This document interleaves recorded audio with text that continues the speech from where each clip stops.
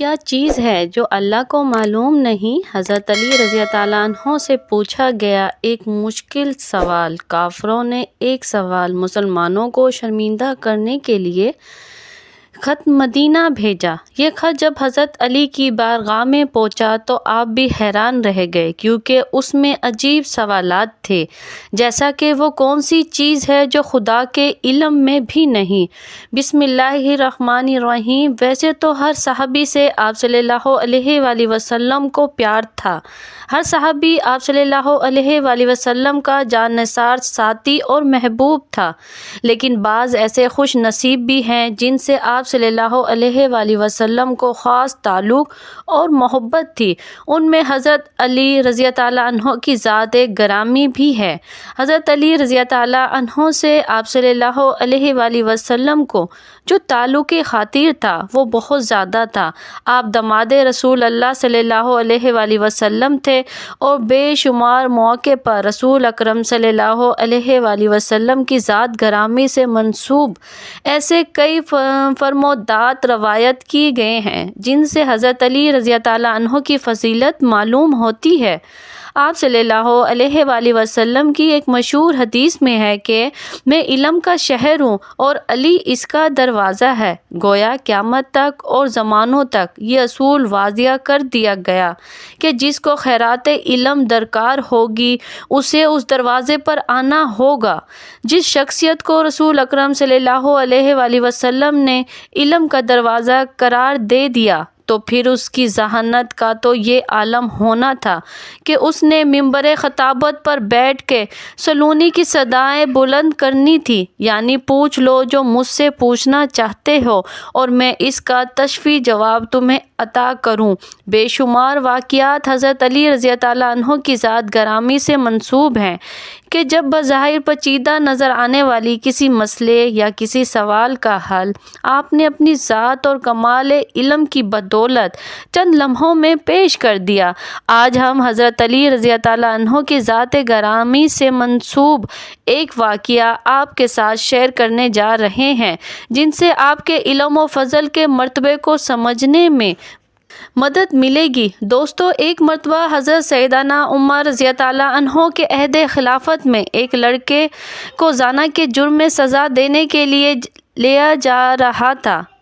واضح رہے کہ اسلام میں شادی شدہ زانی کے لیے سنگساری اور غیر شادی شدہ کے لیے 80 کوڑے بطور سزا ہے۔ وہ لڑکا اونچی آواز سے پکار رہا تھا کہ میں بے گناہ ہوں، مجھے سزا نہ دی جائے۔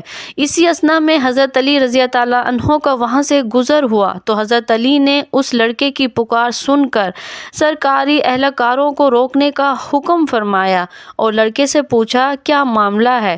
لڑکے نے حضرت علی رضی اللہ عنہ سے عرض کی کہ جناب، جس جرم کا الزام مجھ پر لگایا جا رہا ہے میں نے وہ آج رم نہیں کیا ہے، اور اس جرم کا مجھ پر الزام لگانے والی میری ماں ہے۔ حضرت علی نے یہ سن کر سرکاری اہلکاروں کو وہیں روکا اور کہا کہ اس لڑکے کی سزا فی الحال روک دی جائے، میں اس کیس کو دوبارہ سنوں گا، اگر یہ لڑکا گنہگار ہوا تو تب سزا دے دینا۔ دوسرے دن حضرت علی رضی اللہ عنہ نے عورت اور لڑکے کو عدالت میں طلب فرما دیا۔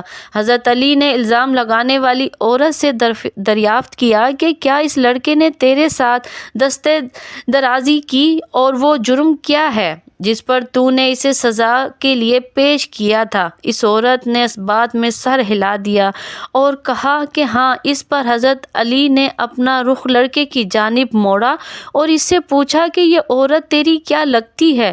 اس نے کہا یہ عورت میری ماں ہے، جس پر عورت نے اس لڑکے کو بیٹا ماننے سے انکار کر دیا۔ اس عورت کے انکار پر معاملہ گمگیر ہو گیا۔ فیصلہ سننے کے لیے لوگوں کا بہت بڑا مجمع اکٹھا ہو چکا تھا۔ حضرت علی رضی اللہ عنہ نے فرمایا تو اچھا ہے اے عورت، میں اس لڑکے کا تیرے ساتھ اتنے حق کے مہر کے بدلے نکاح کرتا ہوں۔ تو عورت چیخ اٹھی کہ علی، کیا کسی بیٹے کا ماں کے ساتھ نکاح ہو سکتا ہے؟ حضرت علی نے جواب فرمایا کہ تیرے اس دعوے کا کیا مطلب ہے؟ اس عورت نے جواب دیا، اے علی، یہ لڑکا تو واقعی میں میرا بیٹا ہے۔ اس پر سیدنا علی رضی اللہ عنہ نے فرمایا کہ کیا کوئی بیٹا اپنی ماں کے ساتھ دست درازی کر سکتا ہے؟ عورت نے کہا، ہرگز نہیں۔ تو حضرت علی نے پوچھا کہ تو نے اپنے بیٹے کے اوپر ایسا گھٹیا الزام کیوں لگایا؟ عورت نے جواب دیا، میری شادی ایک چھوٹی عمر میں امیر کبیر شخص سے ہوئی تھی، اس کی بہت زیادہ جائیداد تھی، یہ بچہ ابھی کمسم دودھ پیتا ہی تھا کہ میرا خاوند مر گیا۔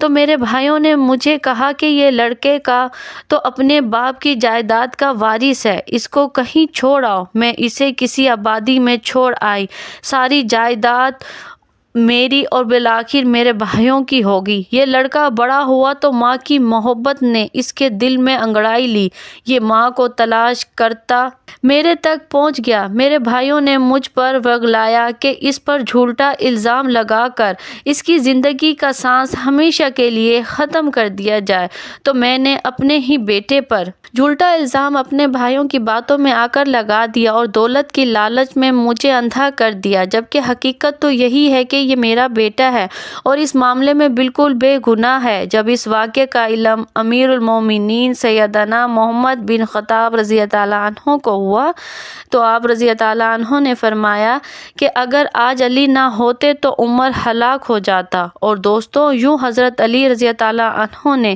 اپنی ذہانت کے بل بوتے پر ایک پیچیدہ مسئلے کی گرہ کھول دی اور ایک بے گناہ کو سزا ملنے سے بچا لیا۔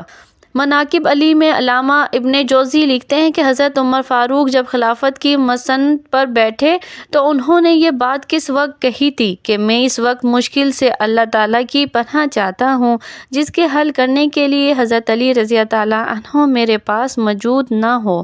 اس کے جواب میں علامہ صاحب خود ہی لکھتے ہیں، ایک دفعہ قیصر روم نے چند سوالات لکھ کے مسلمانوں کے خلیفہ حضرت عمر کے پاس بھیجے۔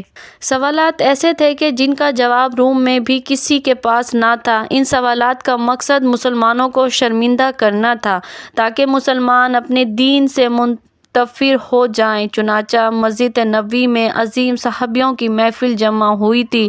قیصر روم کا قاصد آیا اور خط پڑھنا شروع کیا۔ خط کی تحریر کچھ یوں تھی کہ بادشاہ روم نے لکھا تھا کہ یہ خط ہے، بادشاہ روم قیصر بنی اصغر کا وقت خلیفہ حضرت عمر کی طرف میں نے جو سوالات لکھے ہیں مجھے ان سب کے جوابات بتا دیجیے۔ نمبر 1، وہ کون سی چیز ہے جس کو خدا نے تخلیق نہیں کیا؟ نمبر 2، وہ کون سی چیز ہے جو خدا کے علم میں نہیں؟ نمبر 3، وہ کون سی چیز ہے جو اللہ تعالیٰ کے پاس نہیں؟ وہ کون سی چیز ہے جس کے سب بال ہی بال ہیں؟ وہ کون سی چیز ہے جس کا صرف منہ ہی منہ ہے؟ وہ کون سی چیز ہے جس کے صرف پاؤں ہی پاؤں ہیں؟ اور وہ کون سی چیز ہے جس کی صرف آنکھیں ہی آنکھیں ہیں؟ وہ کون سا بندہ ہے جس کا خاندان نہیں؟ وہ کون سی چیز ہے جو شکم مادر میں نہیں ہے؟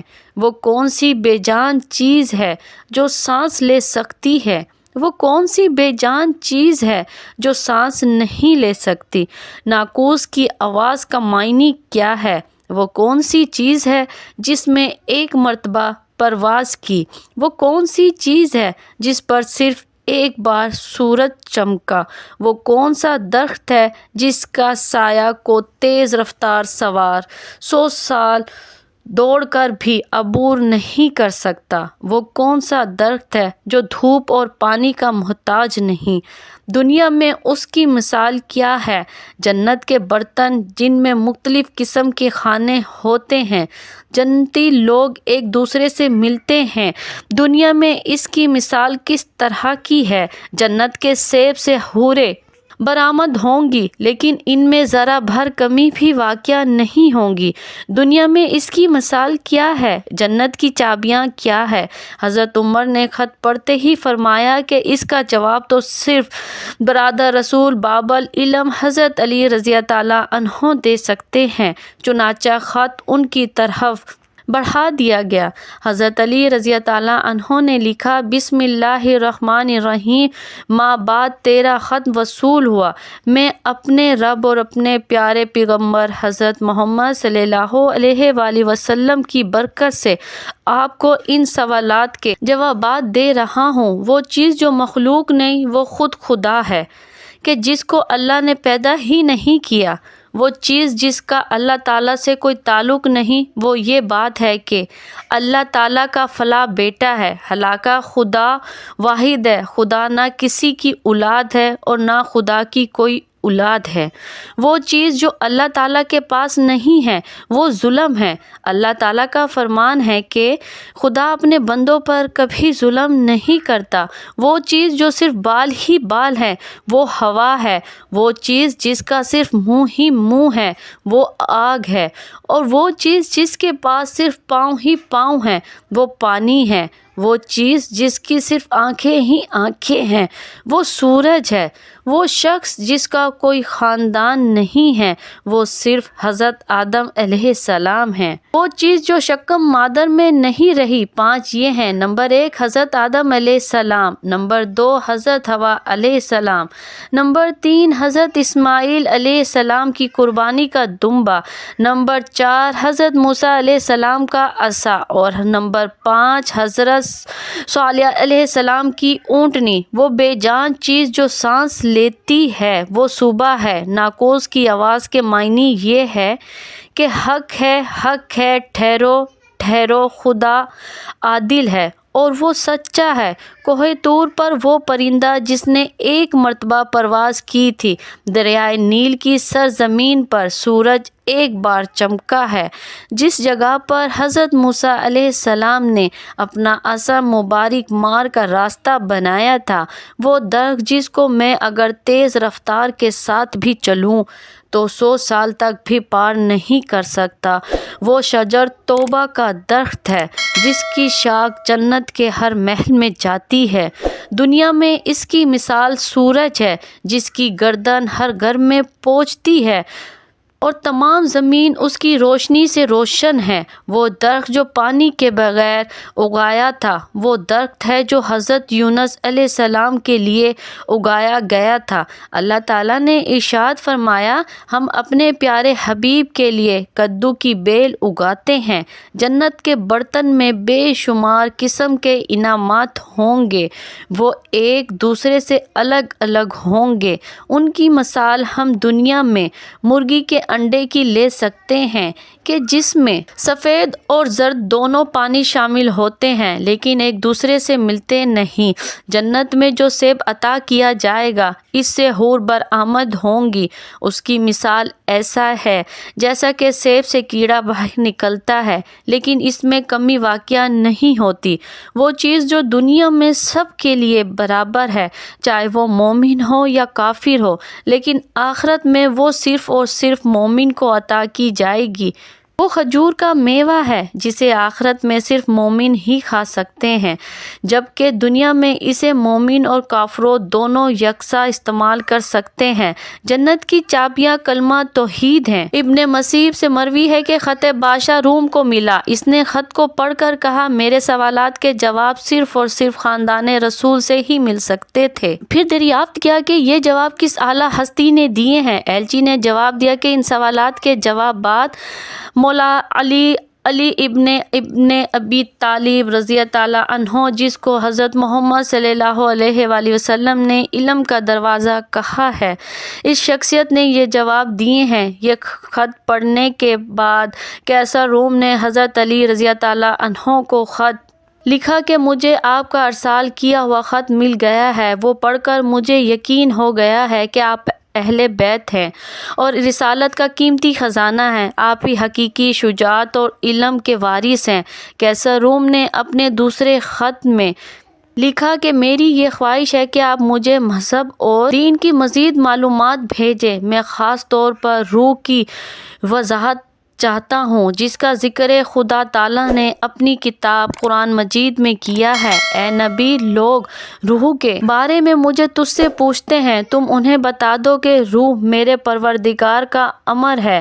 یہ روح کیا چیز ہے؟ مولا علی رضی اللہ عنہ نے جواباً خط میں یہ لکھا کہ میری بات روح ایک نورانی نقطہ ہے اور ایک غیر مرئی مخلوق ہے جس کو اللہ نے اپنی قدرت کاملہ سے پیدا فرمایا ہے اور اپنے خاص خزانے سے نکال کر اپنی ملکیت میں رکھا ہوا ہے، اور یہی روح اصل میں ہر چیز کا سبب زندگی ہے، اور ہر روح جاندار کے پاس ایک وقت مقرر تک امانت ہے۔ جب اس کی مدت مکمل ہو جاتی ہے تو خدا اسے واپسی اپنے پاس بلا لیتا ہے۔ اللہ پاک ہمیں بہتر عمل کرنے کی توفیق عطا فرمائے اور ہمیں ایمان کی دولت سے مالا مال کرے، آمین۔ ناظرین، کمنٹس باکس میں اللہ تعالیٰ کے 99 ناموں میں سے ایک نام ضرور ٹائپ کریں۔